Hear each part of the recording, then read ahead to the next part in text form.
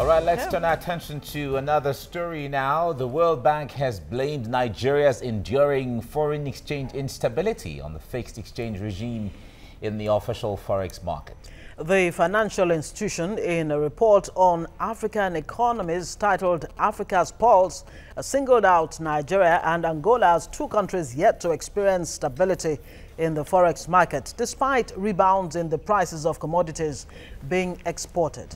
Now, while the two countries' currencies remain fixed against the US dollar, the imbalance in the forex market remains substantial. Now, both countries' inflation keeps rising as a result of depreciation of currencies in the parallel exchange market. Well, that gives you the background to some of the issues up for discussion right now. Joining us is the head research, GDL Management Limited, Oluwasina Olubu. Shina, good morning. Good morning. It's good to have you join us right now. Now, thanks for having me. We Nigerians are still very concerned, trying to understand why the government is so bent on protecting the naira, when we don't have what it takes to sustain that protection for a long period of time. Can you make us understand? Maybe we should have a bit of background to the way World Bank and IMF think. So before we now talk about Nigeria. All right. World Bank and IMF, the majority of the policies that they come up with, they take a cue from what I call classical theory. Classical theory has a lot of variants, and some of the variants of classical theory are capitalism, neo-capitalism, stuff like privatization, commercialization, free markets, deregulation. Anytime you hear things around that, it's basically under the classical theory that basically says that there should not be any form of government intervention or any form of management of the market. And the market on its own should be allowed to run itself. So it was important I say that so that you know how you give us that background. World Bank and IMF think. Now the next question is, okay, and of course you will not blame IMF or World Bank anytime they are quick to come up with templates that suggest that that is the best way to go, because by the way they have a lot of case studies to defend that, because hardly will you talk about development stories of development countries without making a recourse to how they have to adopt flexible market or free market at one point or the other. So if they have recorded such successes, then it makes sense for World Bank to think that if you adopt this template, it's going to work for you. Anywhere, irrespective of the peculiarities of the environment or the economy. Of course, they also believe that the market has a way of bringing efficiency into the market and throwing corruption out through the window. That's the thinking. Now, coming to Nigeria, now a lot of people wonder why the government would not just allow the market to just answer, don't manage the foreign exchange anyway. Quite frankly, in the long run, it's going to pay. It's going to pay off in the long run that the market is going to stabilize, and then we're going to have normalcy in the way things are done. But in the short to medium time, and the short to medium time could be between 18 months and say 5 years. If the market is allowed to be without the government intervening, as it were, because of the distorted structure that we have, because our problem is not monetary problem, I keep saying it, it is structurally fundamental structure. So if the market is allowed to determine the way things are done, the problem will be that prices will skyrocket, and then the ordinary people, man on the street is going to feel it in the pocket. And of course, so if we have this fundamental, and say that we should take the advice of World Bank IMF or to World allow Bank. the naira float. No. Why? Because the free market economy is allowing the market to flow is just an aspect of free market economy. Free market economy or market is based on so many fundamentals. Free entry and exit is just one of them, which is, in this case, is what they are saying that so allow that them case, to. Nigeria is not ripe. It's not ripe for that. Okay. Because we have other things like many buyers and many sellers. In this case, we only have many buyers. Okay. And no sellers. We have many demand, and few sellers. Suppliers. Okay. So which means demand is more than supply. Yeah, you know, we'll come back to this shortly. Let's get in for the news update for the time. Kemi, take it away. Guys, the Nigerian Senate has urged government at all levels to provide pedestrian bridges and footbridges across large express roads and at major bus stops. It also directed relevant law enforcement agencies to rid the pedestrian bridges of beggars and petty traders to allow for free movement of persons. Well, this resolution is sequel to the adoption of a motion on the urgent need to provide pedestrian bridges at federal highways sponsored by Senator Oluwasina Olubu. In Egypt, a militant group says it carried out an attack on a police convoy in Cairo that killed 3 officers and wounded 5.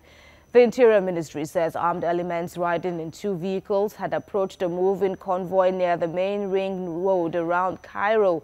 The Hasm group later announced on social media that it had succeeded in eliminating a security patrol belonging to the Interior Ministry's militias. Now, Hasm is linked to the outlawed Muslim Brotherhood movement of deposed Islamist President Mohamed Morsi. Well, 35 British troops have arrived South Sudan's capital, Juba, to join their country's contingent of the United Nations mission. And they will be working on projects to improve the engineering and medical infrastructure at bases in Malakal and Bentui. With approximately 400 personnel, this will be one of the United Kingdom's largest operational deployments across the world. Back to Mike and Ngozi now. Thank you, Kemi, for the update. All right, continuing with our discussion, the World Bank, of course, has been calling on Nigeria to take another look at its forex regime. Has been saying Nigeria should float the naira. Of course, the IMF is saying the same thing. But why is that such a hard sell for the Nigerian government and the monetary authorities? Well, Oluwasina Olubu is guest this morning, and you seem to be on the same page with the government that it will not float the naira. No, you were talking about fundamentals earlier before we went on the break. What are some of these fundamentals? You've said floating the naira is only one aspect. You talked about the structures. And structures and all of that. But what are the main fundamentals? The classical theory that I mentioned earlier, or the free market, is based on an ideal market, an ideal society, an ideal market where you have many supplies and many demand, such that everybody in the market is a price taker. The market just tells you that this is the amount of dollar. I won't take undue advantage of Ngozi. Ngozi will not, because another feature of an ideal market is perfect information or perfect knowledge. It's not like you have one knowledge about what's going to happen to FX tomorrow, and I don't know about it. Okay. There is efficiency in the market. And transparency. In the market. So, in the ideal market. Now, the question is, what should we do? What are those fundamentals? I would say that in the interim, let's do managed floats. Let the government keep intervening intermittently. Anyway, come in, pump money into the system, manage it somewhat, so that there won't be unchecked increase in price like we experienced in January. In January, we had FX going to as high as 522. It was really before bad. The intervention. So, believe me, if we allowed it to go, it could go as high as 1,000 to $1. And this is not me exaggerating. It could happen because what determines prices is the interplay between demand and supply. Now, when you have a lot of demand because of a taste for foreign products, because of a taste for the Gucci's and the Ralph Lauren of this world, it will always bloat the demand side of the meanwhile the supply side is weak. So in the interim, manage the float, but as you're managing the float, because you cannot keep doing this, because prices of oil is at 51 because and they are projecting $60 per barrel for 2018. That's what the World Bank is saying. That is dependent on a lot of factors. Now, OPEC is going to sit with some non-OPEC members to agree on output As long as that output cut is not agreed, that price is going to come down. The output cut has to be agreed so that they can keep the price of oil at a minimum of $50 per barrel, because that's what makes sense to us. But we cannot keep doing that. At a point, some people will say we cannot keep doing this, and then they will supply the market. By the way, a lot of other countries are discovering oil. We have shale oil here and there. America. So in the long run, this cannot be what we'll be thinking of. Let the money float regime be our short to medium time. So what we are using, the period when we have a bit of stability with that structure, to build the structure we need to go full scale free market. At that time, we will have strengthened the supply side of it by this diversification. By the way, the VP was talking on May Day at the platform, on program, where he said that we will achieve rice sufficiency by the end of 2018.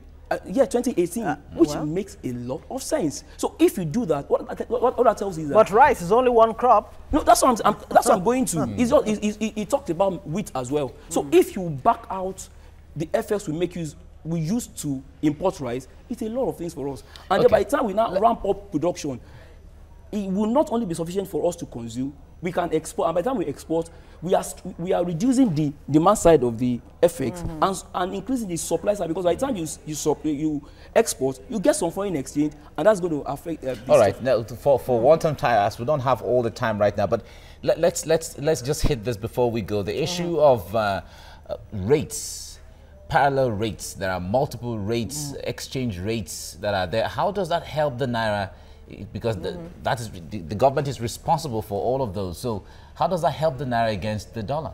Well, I say again that the multiple rates would not have been a problem if it is managed properly, and if corruption is checked, if proper regulation is put in place to ensure that you fence every window that you create. Now, I won't tell you that creating a window for SMEs is not good. If SMEs, the reason we can't compete with imported products, because by the time you impute cost of FX, put cost of power, cost of doing your own road, cost of doing all manner of things, by the time you put them, your per unit cost of your product that you produce locally will have been more than the one that is even coming from China. And the SMEs may be totally non-existent. And so you have to make the cost of doing business as low as possible. So, and one of the ways of doing that is to ensure that the cost of their inputs is reduced. And how do you do that? Ensure that they get concessionary rates for their FX. Do the same thing and there's another window for exporters and investors that has been created by. Well, the World Bank's argument is it will continue to bring about instability in the economy if we have this multiple exchange rates. Where I see a problem is if there is no forex limits. Where I see a problem is if there is no consistency with our policy. If I can't sit and say in the next 2-3 years this is what it's going to be. And another problem I see is if we make this where to be. But if you do not rest on our house and we think that this is just a temporary measure while we work on more permanent solutions. So, for me, that's not a problem. What makes it a problem is if we are doing as though we're fine when there's fire on the mountain. We're not fine. We're not fine. And that structure now has to be in place. Put in place. Thank you very much, Oluwasina Olubu, for giving us insight into that. Thank you. We will go on a break now, and when we come back, we'll be talking about world labor, what people are going through, because one way or the other we just commemorated the Labor Day, the May Day, just about 24 hours ago, but there are fallouts from there, what demands are, what workers want, and what they should be having and what their ideas are. Stay with us on TVC Breakfast.